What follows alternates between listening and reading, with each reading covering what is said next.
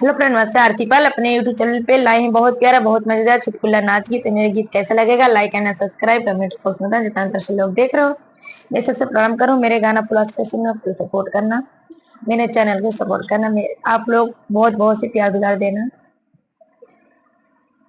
सासु तोहरा पूतवा जन्म के खुरपाती, सासु तोहरा पूतवा जन्म के खुरपाती, सासु तोहरा पूतवा, सासु तोहरा पूतवा जन्म के खुरपाती, सासु तोहरा पूतवा सोने की थाली में जेवना बनाए, सोने की थाली में जेवना बनाए, जेवना न जेवई बुझावे दिए न बाती, जेवना न जेवई बुझावे दिए न बाती, सासु तोहरा पूतवा जन्म के खुरपाती, सासु तोहरा पूतवा, सासु तोहरा पूतवा जन्म के खुरपाती, सासु तोहरा पूतवा झरे गेड़ुआ गंगा जल पानी, झरे गेड़ुआ गंगा जल पानी, जलवान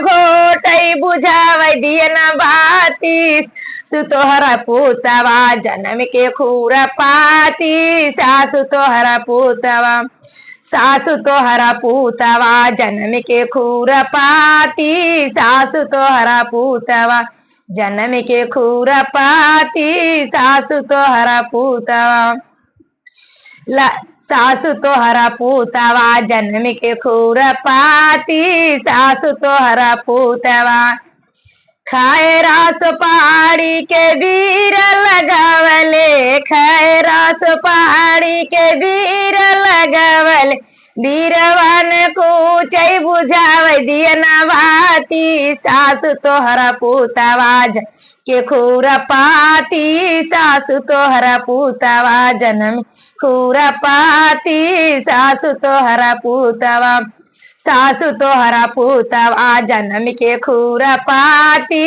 सासु तोहरा पूतवा फूलया झारी झारी से जल गावले, फूलया झारी झारी से जल गावले, से जियान सूतई बुझावे दिन बाती, सासु तोहरा पूतवा जन्म के खुरपाती, सासु तोहरा पूतवा जन्म के खुरपाती, सासु तोहरा पूतवा जन्म के खुरपाती, सासु तोहरा पूतवा जन्म के खुरपाती, सासु तोहरा पूतवा।